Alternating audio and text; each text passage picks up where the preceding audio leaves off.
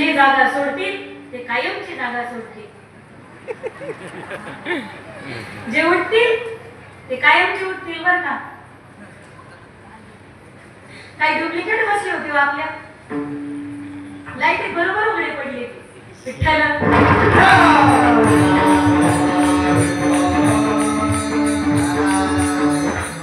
Bypass म्हणजे एखादी block झाली नस बाजूला करणे, तिच्या जागी दुसऱ्या नसतं प्रत्यारोपण करणे. आज एका बायपास सर्जरीचा खर्च आहे 4.5 ते 5 लाख रुपये, बरोबर आहे ना? Am I right? एका बायपास सर्जरीचा खर्च आहे 4.5 ते 5 लाख रुपये. व्यवस्थित आहे का? हे मी झोपेत बरळत नाही. आज बा कुठं प्रवासात एखाद्या टोल नाक्यावर सापडलेलं तत्वज्ञान नाही मला. एका बायपास सर्जरीचा खर्च 4.5 ते 5 लाख रुपये. आपल्या शरीरामध्ये एकूण अशा 72,000 नासा येतो, 72,000 नासा. आणि पांडुरंगाने ते आपल्याला बिना ब्लॉकेजच्या दिल्या. किती उपकार आहे पांडुरंगाचा आपल्यावर. आता एक गणित सांगते मी तुम्हाला, इथं करू नका, घरी गेल्यावर करा आणि हळूहळू व्हॉट्सअप करा. आपल्याला अजिबात घरी नाही. कॅल्क्युलेटर काढा घरी गेल्यानंतर. 72,000 गुणिला 5 लाख येणारं उत्तर, येणारी रक्कम. त्याच्या मोबदल्यामध्ये आपण त्याचं कधी आत्मीयतेने नाव घेतले का? घेणार नाही, असं होणार नाही. प्यास लगती है तो आदमी को पण घटकी याद आती है. अरे लाज लगती तभी तो औरत को घूंघट की याद आती है. बड़ी रंगीन होती है जिंदगी ना इंसान को ठुकरा देती है. बुढ़ापा करीब आता है तभी तो मरघट की याद आती है. तो जिंदगी का सच है.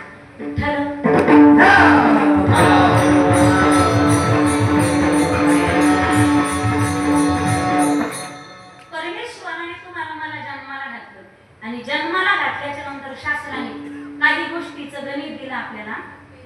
काही मनुष्यांमध्ये आणि इतर प्राणी मात्रांमध्ये काही गोष्टी देवाने सारखे दिल्यात, पण काही गोष्टीची बंधनं फक्त माणसाला घालून दिली. सगळे जन्माला घातले. पशु पक्षी असतील, माणसं असतील, आहार निद्रा भय मैथून सर्व योनीसी समसमान. सोपं प्रामाणिक सगळ्याला व्यवस्थित कळेल. आहार सगळ्यांचा सारखा आहे. आहार भूक सगळ्यांना लागते, माणसाला बी लागते, जनावराला बी लागते. जनावराला दम निघतो, माणसाला निघत नाही. जनावराचा आहार मर्यादित आहे पहा. जनावर ठरवून दिलं तेच खातात. किती उपाशी मेली तर गाय मांसाहार करीत नाही आणि किती भुकीने मेला वाघ गवत खात नाही. हे त्याचा ठरवून दिलेला आहार आहे. पण माणूसच असा बेताल प्राणी आणि माणूसच असा बेधोरणी पुढे हलवून न पक्का आडमोठा जो कधी खाऊ लागला, काहीही खाऊ लागला. म्हणून जून महिन्यातला पाऊस दिवाळी पडायला लागला. विठ्ठल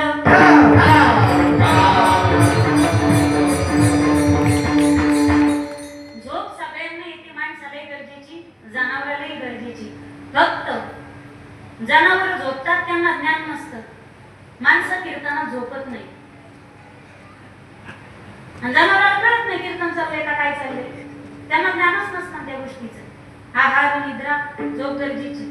भय भीती सगळ्यांना, जनावराला सुद्धा आहे, आपल्याला सुद्धा आहे. मैथून शरीराचा धर्म, शरीराच्या काही क्रिया निसर्गाने प्राण्यातही दिल्यात आणि माणसातही दिल्यात. विठ्ठल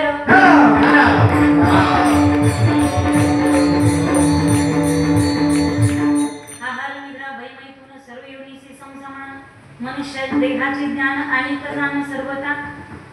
सगळ्याला काही गोष्टी सारख्या दिल्यात, पण काही गोष्टीची मर्यादा फक्त माणसाला घालून दिली. आहार दिलाय पण खावं किती. निद्रा दिली पण झोपावं किती. भय दिलं पण भ्यायचं कशाला नेमकं. आणि मैथून सांगितलंय पण शरीराचा धर्म स्वीकारावा कधी आणि टाकावा कधी हे ज्याला कळतं तो माणूस.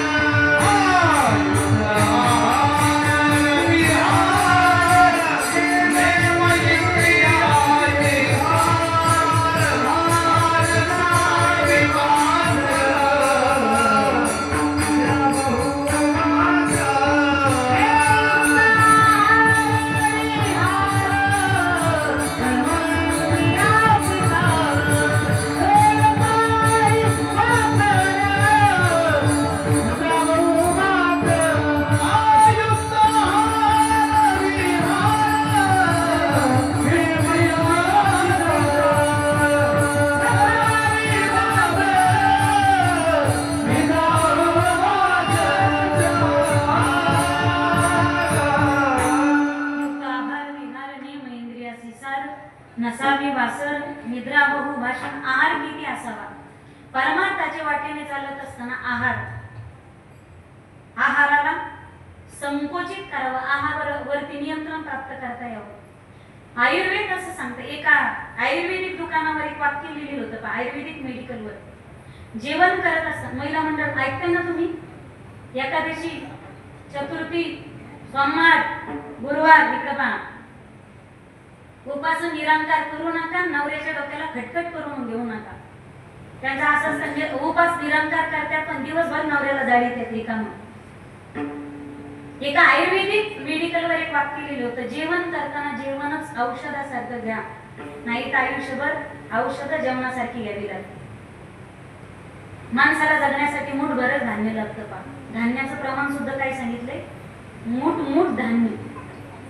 मूठभर धान्यावर माणूस जगतो. दिवसभरासाठी मूठभर धान्य गरजेचे. मूठभर धान्यावर माणूस जगतो आणि त्याच्यापेक्षा जास्त खाल्लं त्याच्यावर डॉक्टर जगतो.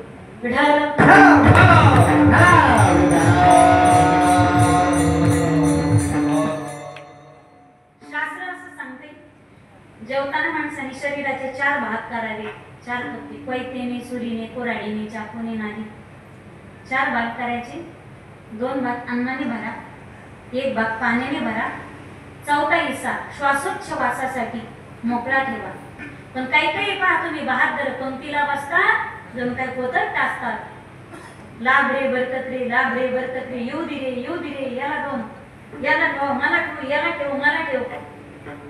मात्र लोक उपाशी राहतील तर काय विचारच करीत नाही. काय पंक्ती पठाणच असतात पहा. काही जण जेवायला बसले, पंक्तीला बसले म्हणजे शेजारीची कडी धवधव वाढली. पंक्तीला बसली तेव्हा डोळं पाहतच नाही. कधी कपाळाला हात लावते, कधी पोटाला हात लावते. आणि जवळ पोट कपाळासारखं निभार लागत नाही तवर ते हात आकडता घेतच नाही. जेवताना जणू काय जेवते म्हणजे पोटात टाकते देते. आणि दाबून जेवल्याच्या नंतर ज्यावेळी अतिक्रमण होतं, आतून ढेकर पाठवणं चालू होतं पहा. 2 भाग भरायचे तर अन्नाने ते तर भरीत येतच, पाण्याने भरायचा तो अन्नाने भरीत येत, श्वासोच्छवासासाठी मोकळा ठेवायचा तो पाण्याने भरते. आणि ज्यावेळी श्वासोच्छवासाच्या भागावर अतिक्रमण होतं ना, आतून लेटर पाठवणं चालू होतं. कृपया गोडाऊन फुल झालेले, माल पाठवणे बंद करा. आणि माल पाठवणे बंद केलं नाही, आता आतून आपला दाबू बळजबरीने भरलेला माल बाहेर येण्याची दाट शक्यता आहे. काढावे आपला ढेकर. जेवावं कसं, युक्त आहार.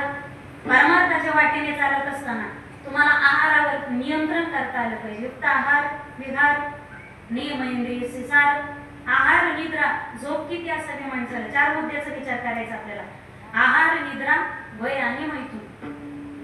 निद्रा किती असावी, झोप किती असावी. पूज्यपाद राष्ट्रीय रामकथा प्रवक्ता मोरारी बापू असं सांगतात, माणसाने 8 तास झोपावं, 8 तास संसार करावा आणि 8 तास देव, देश आणि धर्म यांच्यासाठी समर्पित करावे. 8 त्रिक 24. पण आपण 8 तास झोपतो आणि 16 तास संसार करतो. म्हणून त्यांना कदरून म्हणावं लागेल सांगताना, काय भजनासी उरले ते पादेगा. झोपावं किती याला सुद्धा काही गणित आहे. आहार, निद्रा, भय, मैथून. 3रा मुद्दा आपण 4थ्या ठिकाणी घेऊन, 4था मुद्दा 3ऱ्या ठिकाणी घेऊ. मानवी शरीराला आल्याच्या नंतर मैथून, देहाचा धर्म प्रत्येक प्राणी यांना सांगितला. भागवतात विश्वाची उत्पत्तीच तिथून झाली, सृष्टीचं सृजनच तिथून झालं. मानवी सृष्टीला प्रारंभ झाला तो म्हणजे मैथुनातून. पण परमार्थाच्या वाटेवर चालत असताना ज्याला मैथुनाला संकोचित करता आलं, परमार्थाच्या वाटेला चालत असताना ज्याला निद्रेला नियमित करता आलं, परमार्थाच्या वाटेवर चालत असताना ज्याला आहाराला संकोचित करता आलं. आणि 4था मुद्दा आहे भय, भीती. सगळे घाबरतात आणि सगळे घाबरतात ते कशाला, बोला खाली होतं मी माहिती घेऊ. सगळे माणसं मरणाला घाबरतात, मरणाचे घाबरतात, थोडी तितकी घाबरत नाही. मला सांगा, कोरोनाने लोक गेले का भीतीने लोक गेले? भीतीने गेले. बरं ज्याला झाली ते मेलेत का सगळे? बरं त्या झालं नाही झाली तरी मेले, नाही झाली तरी मेले, पण रोगापेक्षा लोक भीतीनं जास्त मेले. प्रत्येकाला भीती, मी मरतो का काय आणि लोक मला विसरतात का काय. प्रत्येकाला भीती मरणाची. बऱ्याच जणांना असं वाटतं आपण मेल्यानंतर आपल्या सगळ्या गावाने असं भाषण द्यावं आपल्या माहितीवर, अमुक अमुक माणसाच्या जाणीने गावात जी पोकळी निर्माण झाली. एक वाक्य काळजात उतरून घ्या. पोकळी त्यांच्याच जाणीने निर्माण होते ज्यांच्या कामगिऱ्या आणि ज्यांची कार्य भरीव असतात.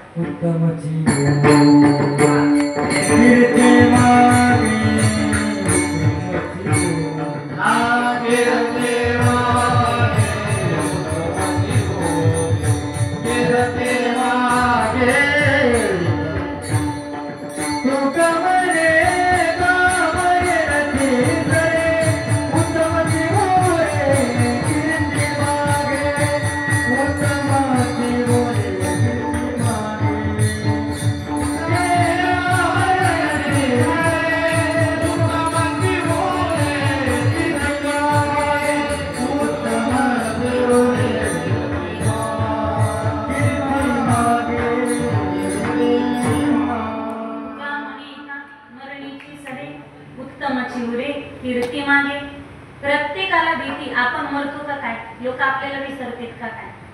अकाल मृत्यू हो मरे जो काम करी चांडाल का, अरे काल भी उसका क्या करे जो भक्त हो महाकाल का. ज्याचं कार्य चांगले त्याला नरकाला जायची भीतीच काय. आपण देवाची लेकरे, कर्म जर वाईट नसेल तर नरकाला जातो याची भीती आपल्याला का वाटावी. प्रत्येकाला वाटणारी भीती, आणि त्या भीतीवर परमार्थाच्या वाटेने चालत असताना भयावरती ज्याला विजय प्राप्त करता आला तो परमार्थातला खरा पुरुषार्थी. विठ्ठल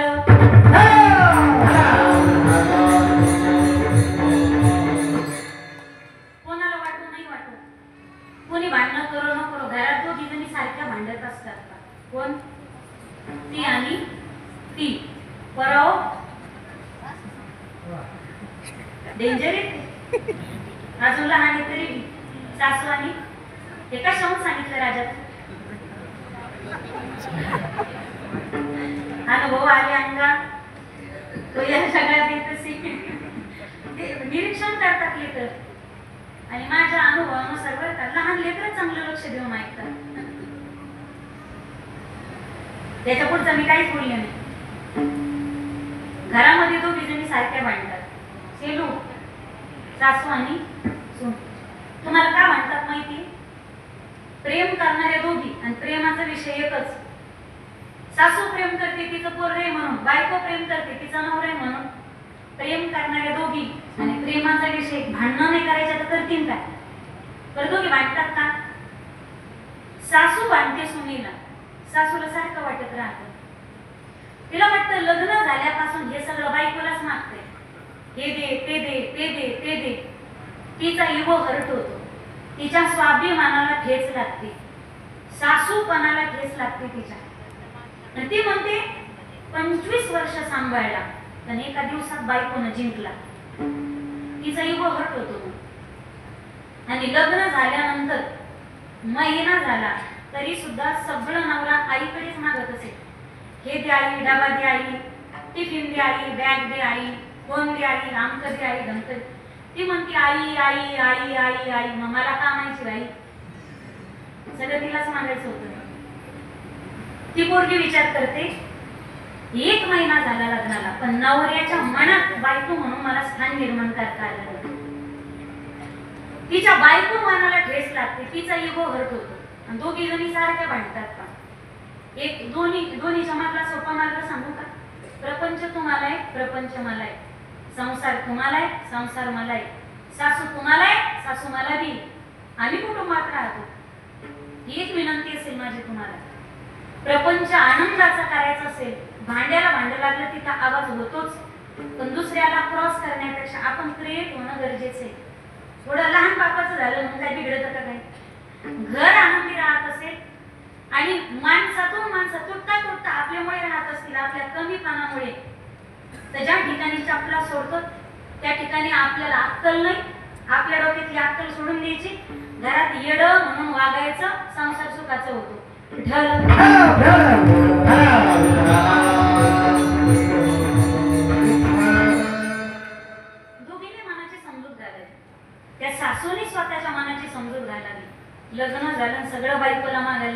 ते बैल म्हणून नाही, करेक्ट चॉईस. तिनं कॉलर धारावी स्वतःची, परफेक्ट चॉईस. असली पोरगी निवडून आली ना, अख्ख्या गावात कोणाला सून भेटली नाही. पण 72नीनं सुनत कशी निवडून आणली.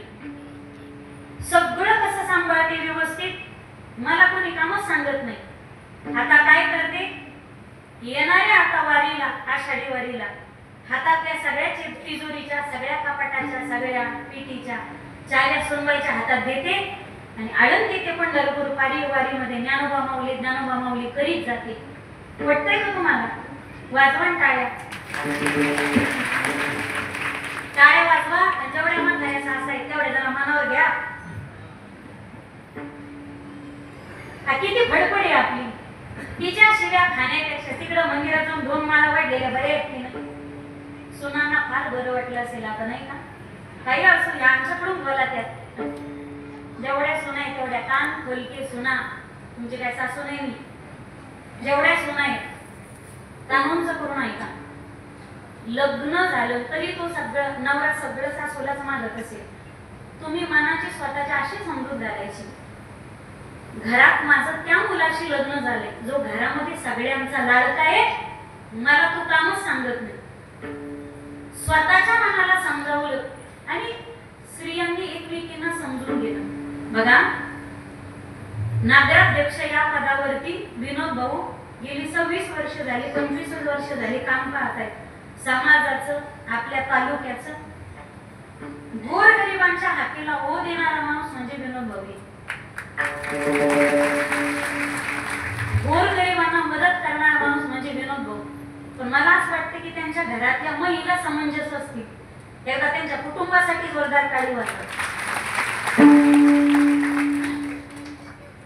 ज्यावेळी आपल्या घरातल्या एखाद्या पुरुषाने समाजासाठी, गोरगरिबांसाठी, लोकांसाठी, तालुक्यासाठी, जिल्ह्यासाठी, देशासाठी काहीतरी करावं असं वाटत असेल, त्यावेळी त्या घरातल्या महिलांनी समजूतदारीनं घेणं गरजेचं आहे. आपल्या काय मतभेद असतील, एकमेकीला बोलून मोकळं व्हा, एकमेकीला भांडून मोकळं व्हा. पण घरातले बायकांचे भांडण पुरुषापर्यंत नाही गेले पाहिजे. तुम्ही थोडं बोलतात, त्यांना कामाचा व्याप असतो, ते घरचं टेन्शन असतं. तोच पुरुष समाजासाठी काहीतरी करू शकतो ज्या घरातल्या, ज्या कुटुंबातल्या महिला समंजस आहेत आणि ज्या घरातल्या महिला महाभारत करणारे आहेत. त्या पुरुषाला असं मोकळं सोडीतच नाहीत. पण तो समाजासाठी जाऊ द्या, पण घरासाठीच काही करू शकत नाही. यांच्या भांडणामध्ये त्या बिचाऱ्याचा असा सँडविच होऊन जातो. तुम्ही उसाचा तडका पाहिला का? उसाचा रस पिला का? त्याला ती पूर्वी, आता मशीन निघाले, पण ती घुंगराचा ज्या विचार खासायचा ना, घुंगराचा ऊस प्यायले, तुम्ही रस प्यायलेत का नाही? शेलू लाडक्या बहिणी, उसाचा रसाचा तडका माहिती आहे तुम्हाला? त्यातलं वरचं चाक म्हणजे सासू, खालचं चाक म्हणजे सून, आणि मध्ये घातला जातो हा यालाच हाऊस म्हणतात. नुसता घातला जातो, पिळू पिळू पिळू पिळू पिळू पिळू काढला जातो. जवळ त्याच्या चिवट्या होत नाही तवर उसाला सुट्टीच नाही. पा जवळ उसाच्या चिवट्या होत नाही. सासू सोना भांडतात कारण घाबरतात, तू मला विसरतो की काय. पत्नी घाबरते, भांडते, ते मला विसरतात की काय. अशी घाबरणारी, भिणारी माणसं, भयाला कंटाळलेली माणसं जगद्गुरु तुकोबाऱ्याकडे गेली. तुकोबाऱ्या कर्म करतो पण फळ पदरात पडत नाही. तुकोबाऱ्या म्हणे, चूक तुमची नाही, कर्मच असं करताय जे वाया जाणारे. इथून पुढे असं कर्म करा ज्याला नाश नसेल.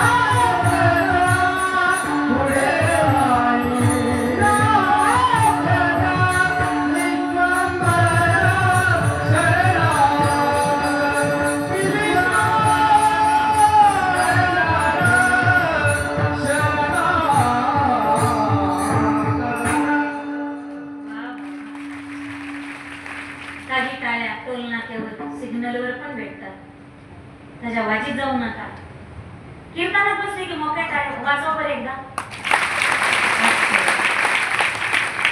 आई से का गो न करा काही, आई से पुढे नाही नाशजा. आई से का गो, कसे का गो, न करा काही, का करत नाही, पुढे नाही नाशजा, ज्याला पुढे नाश नसेल असं तुम्ही का करत नाही. बरं नाशवंत काय मग, नाशवंत अटी प्रिया पुत्र धन. नाशवान काय तर नाशवान प्रिया म्हणजे बायको, बायको नाशवाने, पुत्र वर्ग नाशवाने, आणि धन संपत्ती कमवलीने नाशवाने. तुकोबा तुम्ही जर असं म्हणत असाल तर मग माणसाने पुरुषार्थ करायचा का नाही. शास्त्र सांगते पुरुषार्थीवान, पुरुषार्थ 4 आहेत, धर्म अर्थ काम आणि मोक्ष. तुम्ही जर पुरुषार्थ स्त्री जर तुम्ही नाशवाने असं म्हणत असाल बायको, तर बायको काम नावाचा पुरुषार्थ आहे. ते मागे घ्या, मांडी घाल रे राजा, हे राजहंसा मांडी घाल माय. असं बायको नाशवाने असं म्हणत असाल तर ती काम नावाचा पुरुषार्थ आहे. तुम्ही पुत्र नाशवाने असं म्हणत असाल तर तो धर्म नावाचा पुरुषार्थ आहे. आणि पैसा नाशवाने असं म्हणत असाल तर तो अर्थ नावाचा पुरुषार्थ आहे. मग या 3 गोष्टी आम्ही नाशवान मानायच्या का, यांना पुरुषार्थ म्हणून आम्ही हे मिळवायचं. आता व्यवस्थित ऐका, बायकोसाठी केलेलं काम येईल की नाही सांगता येत नाही, पण बायकोला सोबत घेऊन समाजाच्या हाती काहीतरी करत असाल तर ते निश्चित चंद्र सूर्य आहे तोपर्यंत तुम्हाला जिवंत ठेवतं. बायकोसाठी केलेलं काम येत नाही, बायकोला सोबत घेऊन जगासाठी केलेलं काम येतं. लग्न सगळ्यांनीच केले, लग्न सगळ्यांचेच झाले, प्रपंच सगळ्यांनीच केले, पण आपला प्रपंच जगाच्या लक्षात राहत नाही. लग्न सगळ्यांनीच केले पण एका जोडीचं लग्न झालं आणि लग्नाच्या मांडवात त्यांनी प्रतिज्ञा केली, आता आपल्याला इथं राहायचं नाही. आपल्या गाडीत बसून 4 व्हीलर कार मध्ये बसून आपल्याला जायचंय ते म्हणजे आदिवासी भागामध्ये कुष्ठरोग्यांच्या सेवेसाठी. गेली 42-45 वर्ष झालं अहोरात्रपणे ते जोडपं कुष्ठरोग्यांची सेवा करते. आपल्या महाराष्ट्रातला सर्वात शेवटचा जिल्हा म्हणजे भंडारा, गोंदिया, तिकडे गडचिरोली, चंद्रपूर पासून पुढे मला वाटतं 100-150 किलोमीटर वरती ती गावी. त्या गावामध्ये माडिया गोंड या आदिवासी समाजाच्या सेवेसाठी गेली 42-43 वर्ष झाले एक जोडपं अव्याहतपणे रात्र दिवस फिरतंय. ज्यांच्यासाठी कोणी करते त्यांच्यासाठी ते करतात. भारत सरकारने त्यांची दखल घेतली आणि त्यांना रेमन मॅग्सेसे पुरस्कार दिला. त्या दाम्पत्याचं नाव आहे प्रकाश बाबा आमटे आणि सौभाग्यवती मंदाकिनी प्रकाश आमटे. त्यांचं प्रकाश वाटा हे चांगलं पुस्तक आहे, तरुणांनी वाचा. आपल्या वाटेवर प्रकाश पडल्याशिवाय राहणार नाही. त्यांचे जितकं गोड वाक्य, मला वाटतं त्याच्यावर चित्रपट सुद्धा निघाला ना, प्रकाश वाटा. त्यांचे जितकं गोड वाक्य त्या कादंबरीतलं, त्या पुस्तकातलं. ते म्हणतात की ज्यावेळी आम्ही वनातून फिरायचो ना, माझी पत्नी आणि मी, त्यावेळी आदिवासी लोक म्हणायचे आली आमची राम सीता. मी म्हणजे त्यांचा राम आणि मंदा म्हणजे त्यांची सीता. पण मला एक गोष्ट आवर्जून नमूद करायची, म्हणजे मी रामायणाचा अपमान करते असं नाही बरं. ते म्हणतात मला सांगायचंय की रामाच्या सीतेला एकदा का होईना हरणाच्या कातड्याचा मोह झाला होता, माझ्या मंदाला असून कसलाच मोह झाला नाही. ज्या दिवशी नवरा सांगतो ना बायको शिलवानी, त्या दिवशी ती खरी बायको शिलवान असते. नवरा म्हणतो तेव्हा, लोक म्हणतात तेव्हा नाही.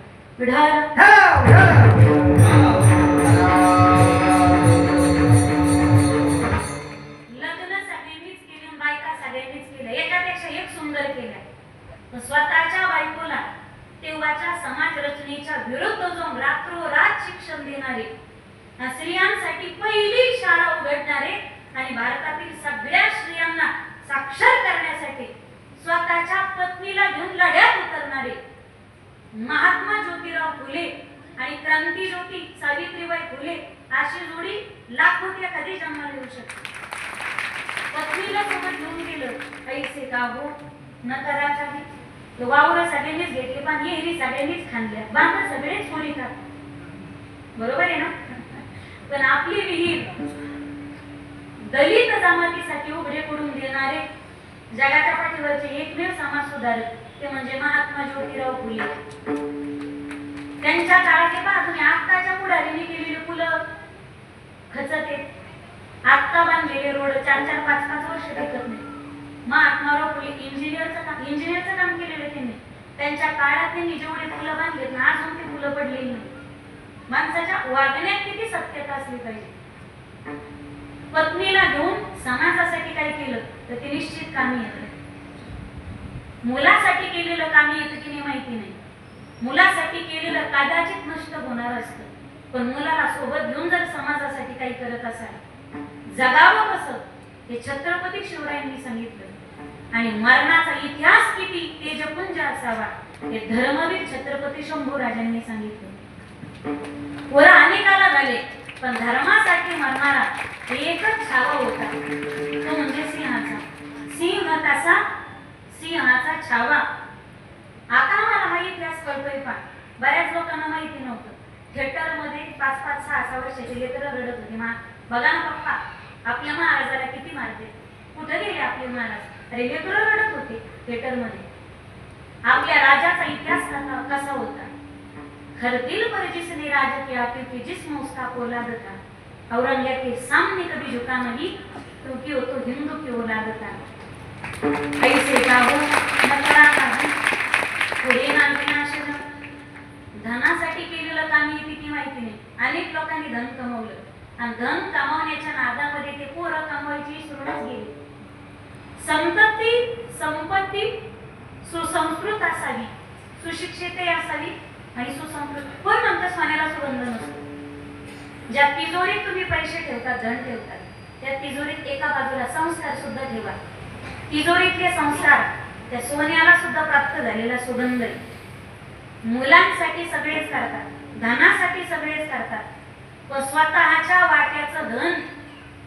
या भारतातली जेवढी हेंबाडपंथी मंदिरं आहेत ना, जेवढी हेंबाडपंथी दगडाची मंदिरं, शिवालय, रामेश्वरासहित 12 ज्योतिर्लिंगाच्या जीर्णोद्धाराचं काम या महाराष्ट्रातल्या एका रणरागिनी केलेले. धनगर कुळाचं भूषण, होळकर घराण्याची कुलप्रभा, मल्हारराव होळकरांच्या सुनबाई राजमाता पुण्यश्लोका हिल्यादेवी होळकर. जेवढी हेंबाडपंथी मंदिरं दिसतात भारतातली, गावागावात बांधलेल्या पाण्याच्या बारव, गावागावातले पाण्याची कुंड, आणि तुम्हाला जेवढ्या जुन्या धर्मशाळा दिसतात त्या सगळ्या जुन्या धर्मशाळा पुण्यश्लोक अहिल्यादेवी होळकरांनी बांधलेल्या आहेत. आणि राणीला खर्च करण्यासाठी स्वतंत्र राज्यात कोष असतो, त्या पैशातून खर्चून त्यांनी देव धर्माला लावलेलं आहे सगळं. ऐसे का होना करा काही पुढे नाही ना शेजा. आपण श्रीमंत असतो पण आपल्याला पुत्र ओळख देत नाही. जगद्गुरु तुकोबारायांकडे खूप इस्टेट होती, पण सगळं दान करून टाकलं. वैकुंठ गमन सोहळ्याच्या टायमाला जगद्गुरु तुकोबाराकडे बसायला होत नव्हतं, पण विमानात घेऊन जाण्यासाठी जगाचा मालक गरुडावर बसून आलेला होता. ऐसे का होना करा काही पुढे ना घेना शेजा. त्यांना मोठ्या प्रेमाने आठवत मागचे पुढचे वरचे तिकडचे झोपले का काय नाही ना. छान आठवत घ्या. कॅमेरामन फोकस करू. साई राम साई श्याम साई भगवान श्री नाथ देवा. साई राम साई श्याम साई भगवान श्री नाथ देवा. साई राम साई श्याम साई भगवान श्री नाथ देवा. साई राम साई राम साई भगवान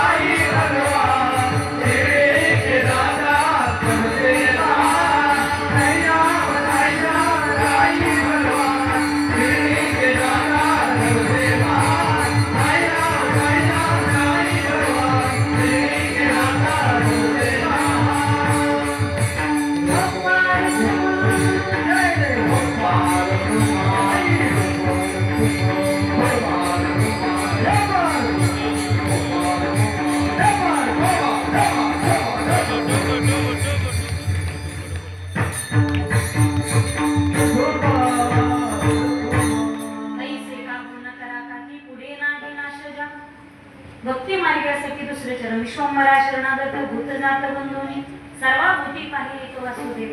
तिसरं चरण ज्ञानमार्गी यासाठी श्रुतीचे काने गापण सारंगोळ जाणणी विश्वंभरा शरणागत भूतजात बंधोनी ज्यांच्यासाठी मार्गच नाही. तुका म्हणे पुढे काही